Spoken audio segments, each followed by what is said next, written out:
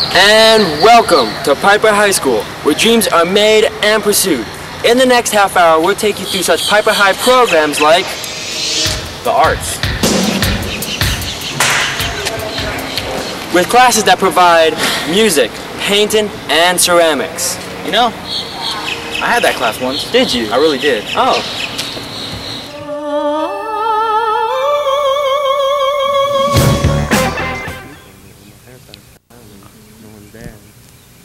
The cabinet's just gonna give a friend and a little bit party and a couple drinks. Yeah, hey. Other programs offered here at Piper consist of electives and some extracurricular activities that our students are involved in. And of course, we can't overlook Piper High sports program, can we now? Because it's so good. Exactly. No, but they made districts this year. Yes, they did. But you know what? We can't focus on that right now. We got to focus on the art segment, can't we? Yes, we might have to. Take it away. Your advanced drama class just came back from state's competition in Tampa. So what were some important events that took place there? Well, I had several students competing at the competition. We had workshops to attend and classes to attend for 4 days. It was nonstop something to do. I think personally the best thing about that trip was there was constant theater going on. There were one-act plays being presented from schools all over Florida. There were main stage productions every night, and the students were able to choose what workshops they wanted to go to in the morning, what competition pieces they wanted to go see, what one-acts they wanted to go see, and then of course at night they'd get to go see a main stage production. And it was just a wonderful experience for anybody who is interested in theater to be able to see it from all these aspects. It was a great learning experience. I wish that all of my theater students could have gone, because it's a really great way to immerse them in what it's really all about. We only do 2 productions a year. We do the play in the fall, we do the musical in the spring, and this was just like tons of it all in 1 week. So I would like to have had them there, all of them there, to do that. It was wonderful. In May, the drama club is putting on a production of the musical Guys and Dolls. Would you give us a short synopsis of the production? Lots of spectacle, singing, dancing. It's really fun. It's a happy, upbeat musical. There's several subplots, but the basic plot is the guys are trying to find a place to gamble, and this is when, well, I guess gambling's not allowed now either, but when it was really bad, like in the 40s. You're not allowed to drink, you're not allowed to gamble, any of that stuff. And they're trying to find a place to play their game, play their crap game, to throw the dice and gamble. And they can't find a place to do it.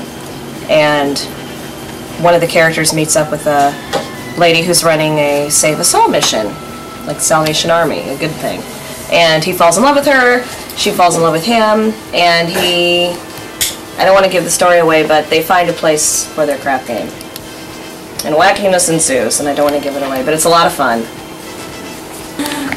How do you spot talent in your students, and how do you help to augment their abilities?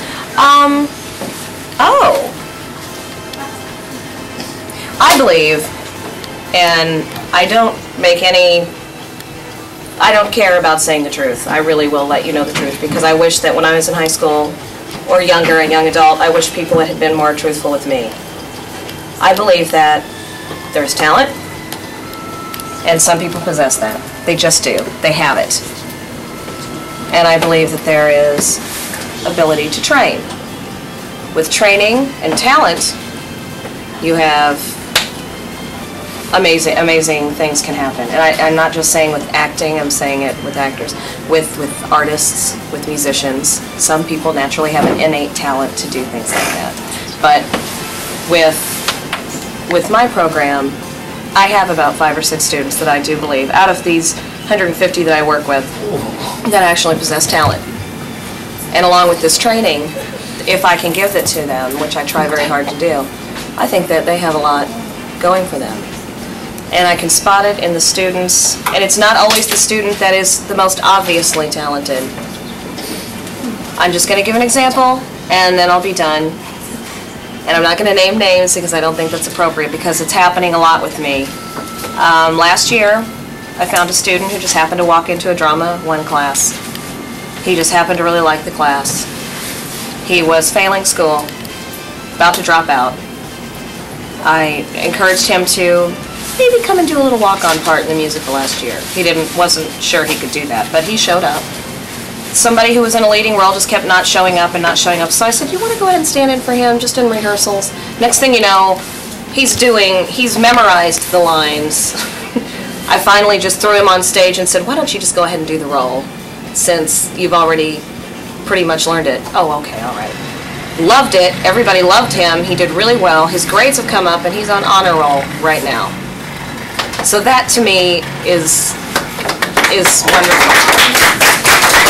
And I also, that's, the first question you asked me, that's what I really love about teaching the students, is they can find something that helps them stay in school and that they really love.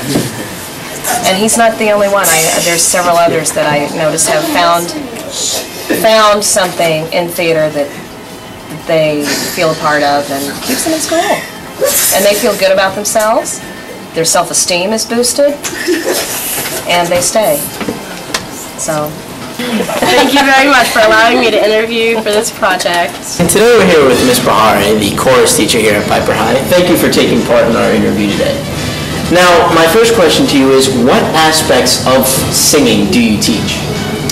Well, I don't just teach vocal production, but I also teach music theory and try to give the students a well-rounded background of all different kinds of musical styles. All right. Now, when you were young, did you ever think you'd be teaching chorus? No, I didn't. When I was young, I started to dance probably at about 3, and I took dance lessons until I was 16. That's what I wanted to be. And then I had some knee injuries and started playing flute. Still didn't think I would go into music. I wanted to be an architect for a long time. And then I got to high school. Actually, Piper is my alma mater. And I met a wonderful woman by the name of Sue Baio, and here I am now as a singer. All right. Now, what types of songs do you normally sing? Well, they span the range from madrigal music or early chant music. We're talking about 1400s, 1300s, all the way through to modern day. I try to cover all time periods with the students. They have an idea of music across the ages, and try to do some pop and classical and jazz. It's very hard for the students really to perform something that's top 40, because everybody expects to hear it just as it is on the radio. So we try to stick with 50s, 60s, or 70s era music, things that are familiar, yet we can sing in a choral style. Okay, thank you. Thank you. Now, you guys just finished your last spring concert just a couple of days ago, actually. How was that working with the students? A little crazy, especially as we get towards the end of the year. But I think we had a very well-rounded program. All of the choirs performed. We had many solos, especially soloists that were singing at State Festival May 10th.